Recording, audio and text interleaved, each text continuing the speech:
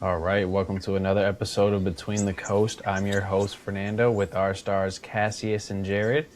Today we will be covering the NBA Finals, Game 1 and 2, followed by NFL news and our AFC East predictions. All right, let's get into it.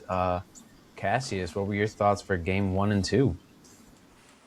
I mean, starting with game one, the Knicks kind of did start off rough. They definitely had to get kind of over the hump of just being a little rusty. They were off for I think 9 days.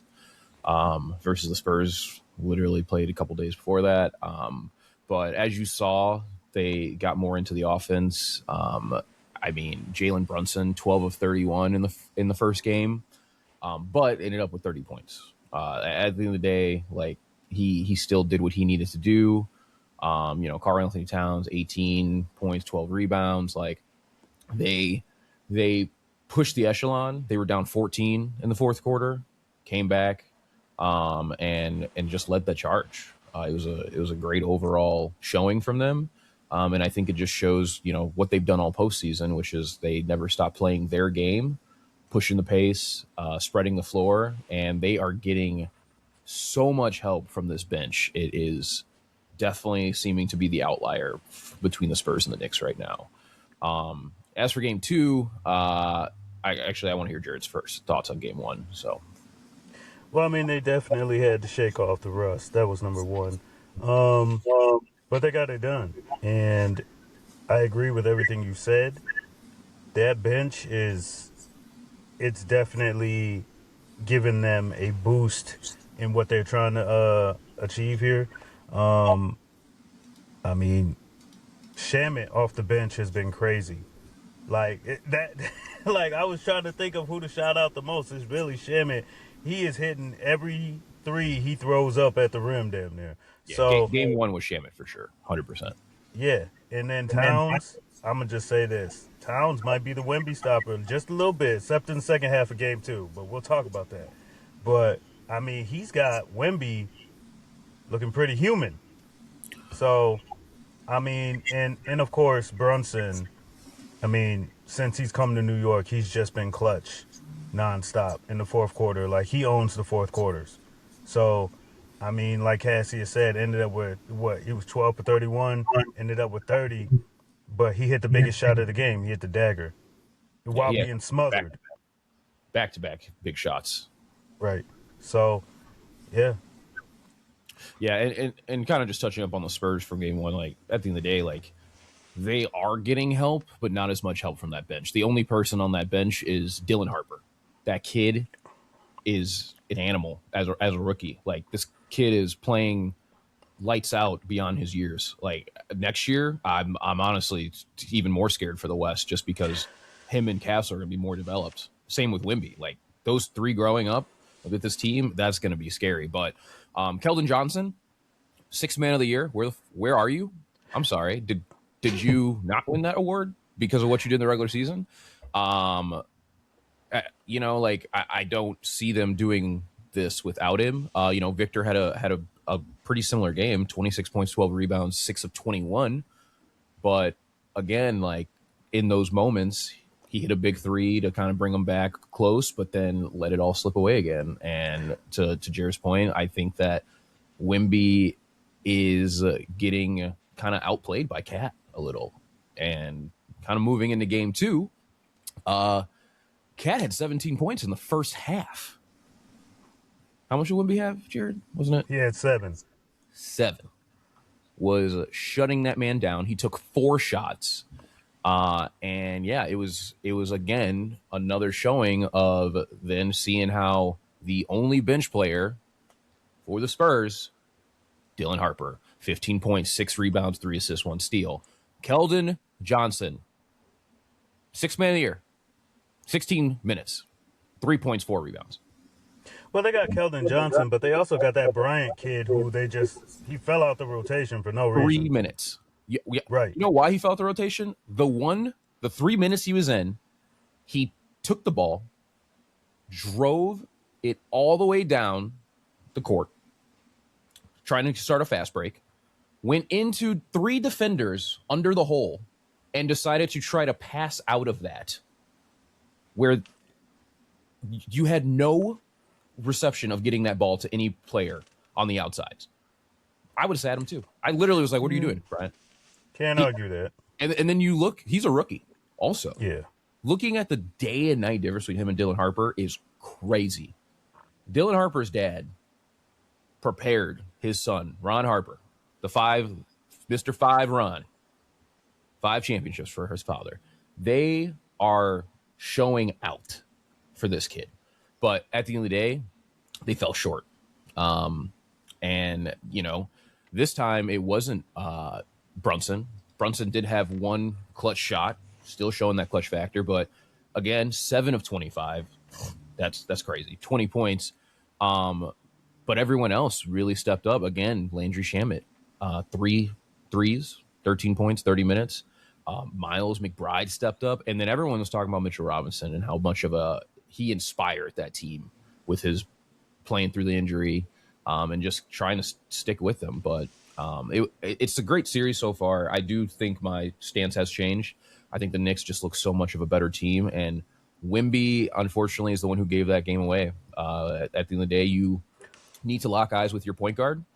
Again, if I was Castle, I would have done the same thing. I'm running up the floor to get the best spot because Wemby always takes the ball up. He acts like he's a point guard. He's a point center. Like, take the ball up. So why am I going to be looking back for him? But also, again, another weird moment, at least in my opinion, where we're in the playoffs and a coach does not call a timeout when I think is a timeout situation with 12 seconds left in a tie game in the fourth quarter, where you get you guys the best opportunity to drop a real play. See, I go back and forth with that because they had all momentum. They were riding high. Like, you may not want to call a timeout in that moment. Like, the game was tied. It was 104 all. The game was tied.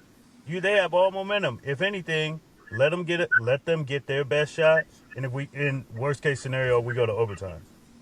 But I mean, I personally, though Wemby did make that big mistake down the stretch, Mitch Johnson, what play was that at the end? You got a 7'5" center who plays like a point, can shoot the lights out, and even then, you let him settle for a jump shot on the elbow at the end of a contested jump shot. Come on now. Yeah, I think that that clearly pick and roll switch off they did with De'Aaron Fox. For one, bring in someone bigger than De'Aaron Fox for the pick and roll. And second, at the end of the day, I don't understand. I do understand the thought process. He's 7'4", to Jared's point, 7'5".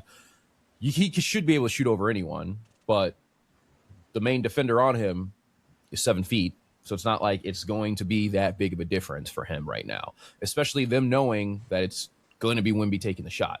In my opinion, I think it should have been either Harper or De'Aaron Fox taking that last shot. What? Oh, no. Wemby, Nando said it last night. Wemby could have done anything at the rim, and they probably would have called a foul. You're right.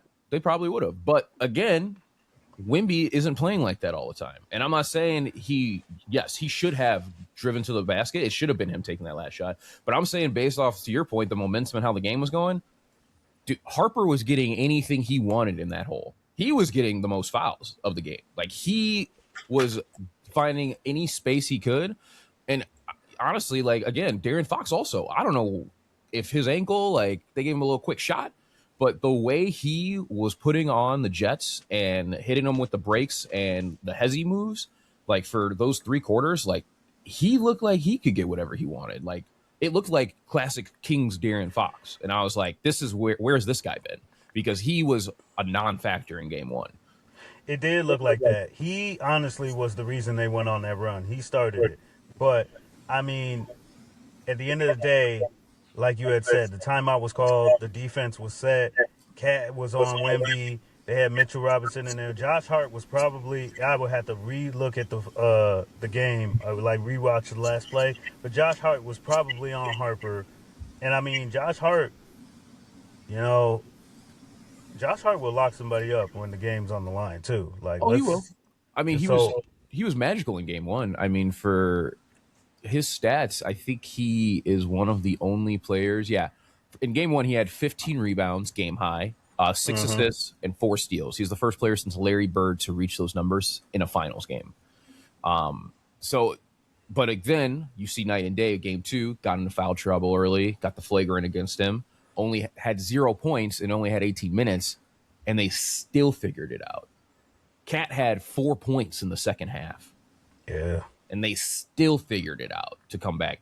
The Spurs went on a 14-2 run to come back, and the Knicks still figured out. That's where I'm like, I think my number has changed, because Jalen Brunson, even like I said, another terrible shooting game, but guess what? It's the finals. I don't care. Shoot 1,000 times, dog. If you're my closer, guess what? Shooter's gonna shoot. Shoot the ball. I don't even care. Miss 50 shots. As long as you make the last one, that's all I care about. And speaking of according to Nando, our king of New York, he is now past Shea and tied Luka for the most 30-point games in a playoff game for current players. So I do think my tune has changed. I think that we are now seeing not only the inexperience come into play for the Spurs, but also the outshining of the Knicks bench and their depth. I think they'll win 2. The Spurs will. I think they're not going to go down without a fight. But yeah, I think that the Knicks will cap this off in 6. Jared, you said that earlier too, didn't? Or you actually said 5. 6 and 5. If they lose, I just feel like if the Knicks win game 3, I think he's right. Like the Spurs may get 1, but it's going to be over. Yeah. Okay. Yeah, I mean, my original thought was in 7, but I'm thinking in 6. So, I mean, they got good history on their side. The Knicks are the third team to take the first 2-0 lead in the finals on the road, followed by the 1993 Chicago Bulls and the 1995 Houston Rockets, who both went on to win the finals. San Antonio, on the flip side, is the third team to lose the first 2 games at home in the NBA Finals. The other 2 teams were the 1993 Phoenix Suns, who lost in 6, and the 1995 Orlando Magic, who got swept. So, and Shaq. Both are NBA legends that unfortunately had to watch that. It must have been like a time capsule. They're like, look at this revolutionary star, and you just can't get it done yet. You're like, brings back memories. So, all right. Well, that is our take for the NBA Finals as of now.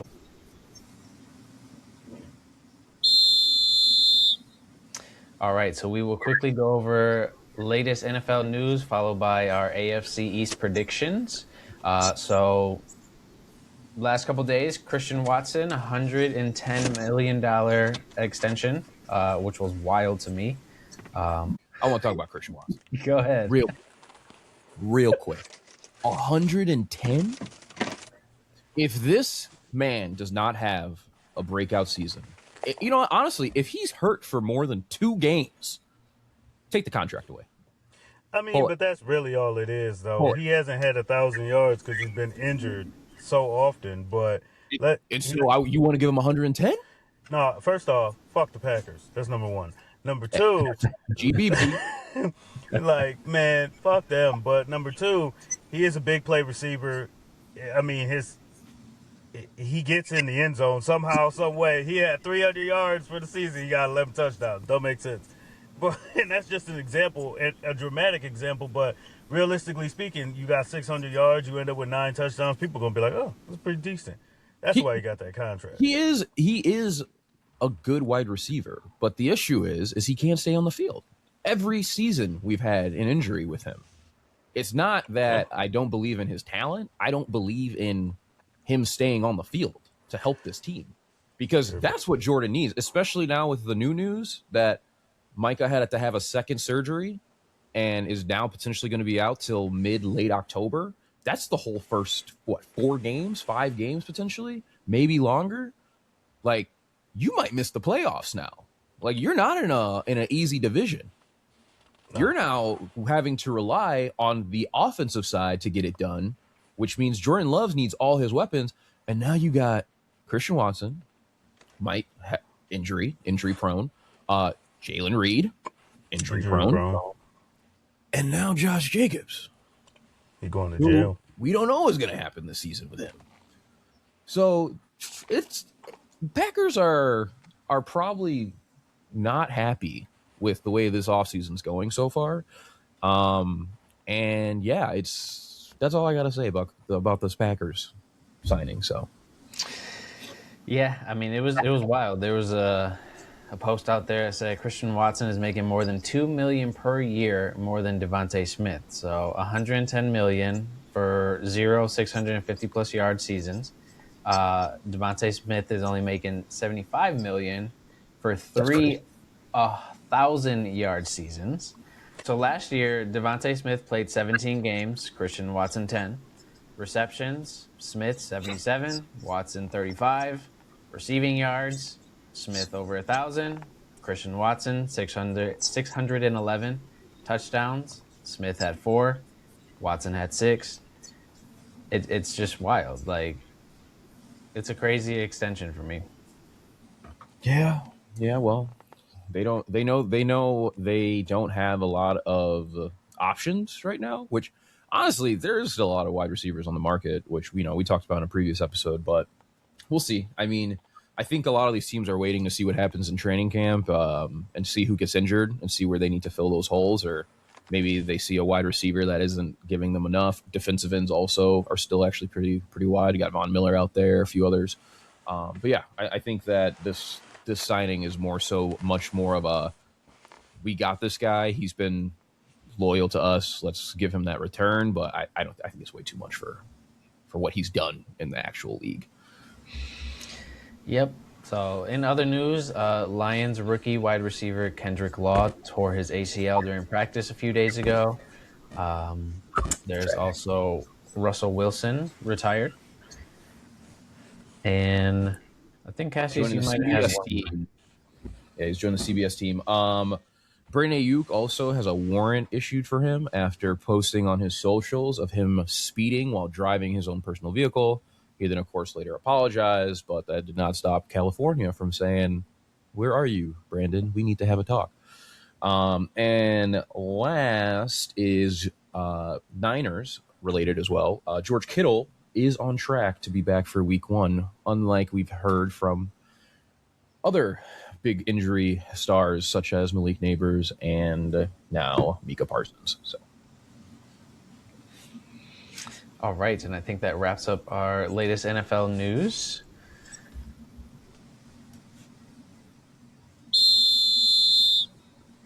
And we will go over our AFC East predictions. So, we got a Super Bowl rematch to start off the season. Wednesday home opener. Wild. We have a Wednesday opener game. That is wild. But, I'm picking Seattle still. Yeah, I mean, that is a big change since we last did the NFC West. The A.J. Brown trade did go through. I'm gonna say the Patriots now on this one. All right. So I like the split. That's a win. I like the split. All right. And then they go on the road versus Pittsburgh. I think that's a win. That's a win. That's a win. It feels like a trap game already. That's right. It does. And because he said that, I'm going to say it. They lose. And then Buffalo comes to town right after. I think that's another loss. Yeah, I think that's a loss. And then they go to Las Vegas, whoop up on Kirk Cousins or Kirk O'Chains and Mendoza. Step Brothers. That was a loss?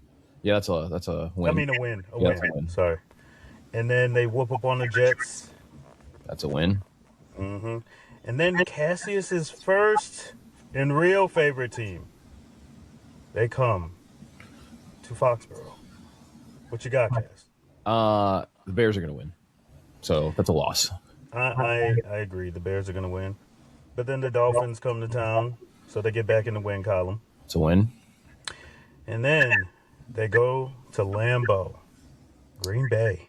I have this as a win, and honestly, it's primarily because even if Micah Parsons is back, we're not expecting Micah Parsons to be Micah Parsons right when he comes back. It's going to take him at least a month to get back into football orientation to be, hey, I'm ready to do this the right way. So, No, I got you. I got that as a win too. So then they got an international game versus the Lions. They're gonna be the home team. Who you got, Cass? I got that as a loss. I got it as a loss too. So then they come. Oh, week 11, bye week. Get some rest, get healthy. But then the Chargers come to town. I have this as a loss. I think it's a loss as well. I think it's a loss. And then they go into Buffalo. That's a loss. I agree. Week that's 11, 12, 13. Week 13. They go into Minnesota. Thursday night, prime time. That's a win. That's a win. I'll give you that. Yeah. Then Kansas City comes to town. Another primetime game, Monday night. That's a loss. Yeah, it's at Kansas City, so I'm gonna say that's a loss. That's a loss. Anyway, and then the Jets, they go to the Jets. That's a win. Yep. That's a win. Then they come back home versus the Broncos. That's a loss. You think that's a home run? Yeah, that's a lot.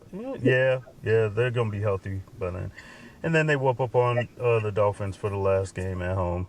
I have that as a win.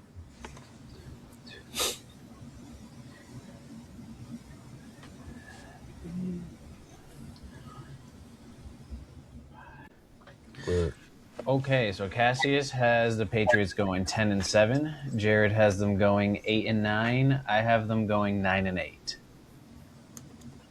see, now that's what I'm talking about. Pretty standard across the board right there. Yep. That's what I mean.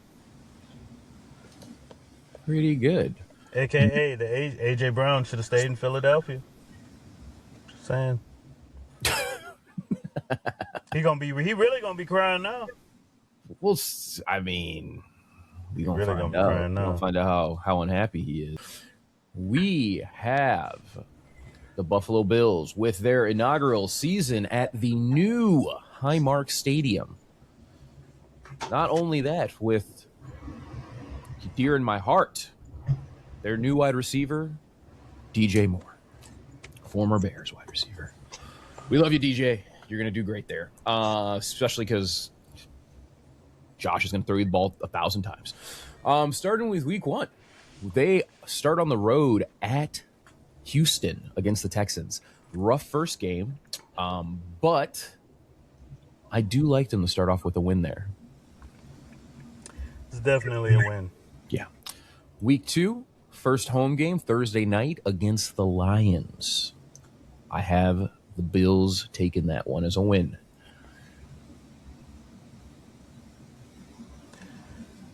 I'll give it to you. Week 3 against the Chargers at home. I have that as a win. Yeah, they're gonna win. Week 4 against the Pats. That is at home. I have that as a win. They're gonna win. Then at Rams, Monday Night Football. Loss. That's a Yeah, that's a loss. loss. Yeah. That's a loss. At Raiders, win. Dub. They have a week 7 bye. Moving on to the week 8 at home against the Ravens. I think they win that one. That could be a trap game coming off the bye, low I key. think it could be too, but I think they still win this one. I need to see what this new regimen looks under their new head coach, because I just want to see what the defense looks like, and honestly, what Lamar looks like with this new offense. So, I'm gonna say win, but it'll be a close one. week 9 at Vikings, Monday Night Football. I have that as a win. I got it as a win, but the more I look at the schedule, the more I'm like, they really could lose that Ravens game because then they whoop up on the Vikings. I was thinking that too. I'm changing it, Nando. Ravens beat them All right. because that is a You know trap. what? That's a trap. I agree. Ravens win that one, so I have it as loss. Then week 10, they're at Jets. That's a win. Absolutely, Dolphins come to visit them week 11. That's a win. big win. Now, of course, we got week 12 Thanksgiving. against the Chiefs. Thanksgiving game. Whoo! Feels also like a trap game, but because the Bills are at home, I'm going to say the Bills take this one. You know, I'm going to agree with you. I don't feel as strong about this being a trap game, but I agree with you. Then we got week 13 at the Patriots. I have that as a win. Yep. Week 14 at Packers. I think I have them. This one's weird because it is winter in Lambeau. And not saying that, Josh can't play in the snow. He's very used to the cold. But if Mika's back by then, I think it will be a very different team than what we've been seeing. So I'm going to say the Packers win this one. I think this is a loss for the Bills. I think the Bills win this one, but they lose next week. Yeah, I think they're going to lose one of those games. Yeah, I have them. I'm gonna have them lose both just for now. Wow. Of course, week 15 versus the Bears. Bears come in. DJ Moore revenge game. Don't matter because Caleb Iceman's gonna walk in and say, "Win for the Bears, loss for the Bills." Wow. Week 16 at Broncos. Christmas game. Big prime time games. I have this as a loss. Wow. That defense is stout for the Broncos. Yeah, but I don't think they're going to make the same mistakes they did in the playoff game. I mean, I still think they get it done. I think this one's a little bit more personal for them. I feel it. Week 17 at Dolphins, win. Win. And last, week 18 versus the Jets at home, win. Win. What a great season for them. Jeez. They got some. If they don't finish at least above 10 wins, like, come on, guys. What are you guys doing? The Jets, Dolphins, and Raiders games are all within reach. What you got, Nando? All right, so Cassius has the Bills going 12-5. Jared, you have them going 14-3. I also have them going 14-3. Really? 14-3. So, week 1, they play the Raiders. On the road, might I add. You know what? Yeah, that is still a loss. They're going to beat them. No, they're going to win. I'm sorry. I was going to say, that's a win. I think Malik Willis will figure that one out. Yeah. But then he gets curb stomped in San Francisco. Let's just be very clear. Yeah, that's a loss. Yep. And then he also gets curb stomped at home by the Chiefs. That's a week 3. Home. That's a terrible home opener. Yeah, I got them losing that. And then he comes all the way up to Minnesota to lose again. To Kyler Murray before he goes into Call of Duty mode. This guy. And then the Bengals come to Miami to whoop up on them in week 5. That's a loss. They get a bye week, but it's good for them because they're going to come out, go to the New York Jets and whoop up on them.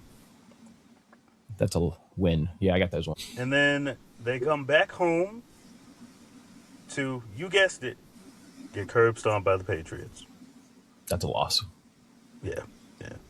Week 9, the Lions come to town. Loss. I agree. Then they go on the road in week 10 to play the Colts. Loss. I'm going to say it's a loss. It could go either way. I'm going to say it's a loss, though. Then they go into Nando's favorite team, the Buffalo Bills. they go into high mark, and they leave with their dolphin tails between their non-legs, but you know how that goes because they're gonna lose. Cool. Actually, well, no, they got a slight dome-ish, so still a loss. Still a loss in week 11. Week 12 versus the Jets. Cass, what you got? That should be another win for them. I agree. Week 13, they go on the road to Denver. That's a loss. Loss. Week 14, the Bears come to town. Win. Yeah, I agree. Warm weather. Then, They can't keep the Iceman off, dog. This guy. Week 15, they go into Lambeau. So we already know it's over. Loss. Week 16, they welcome the Chargers in another loss. Loss. In week 17, they welcome the Buffalo Bills. And you guessed it, another loss. And then week 18, they go all the way to Foxborough to, you guess it, lose. Loss. Nando, give it to us straight. Well, you both guessed 3 and 14. Woo! I guess I'm going 1 and 16. I feel like the only win is against the Raiders. I think they lose both to the Jets.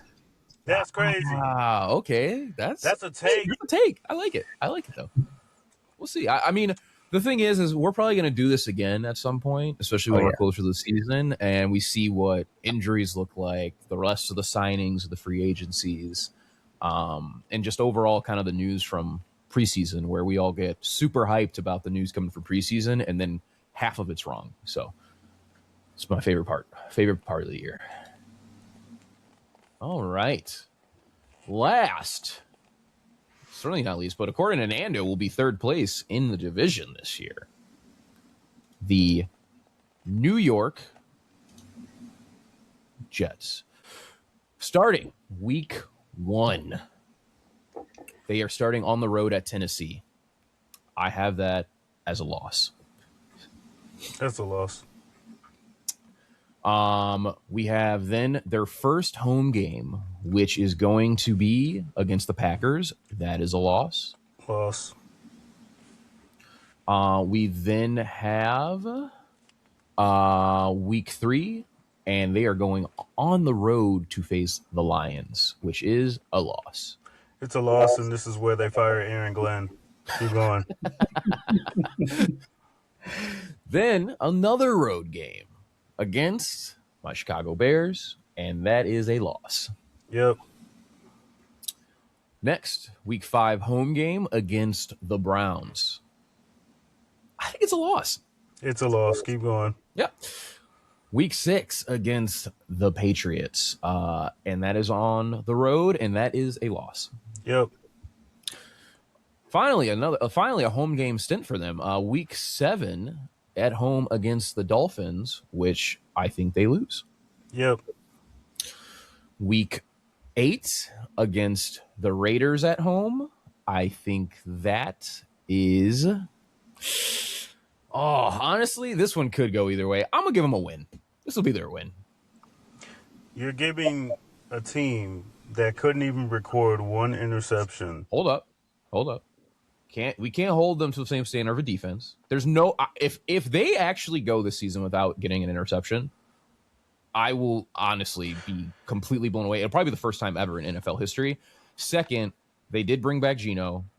They improved the line slightly. They kept Garrett Wilson. They signed Breece Hall.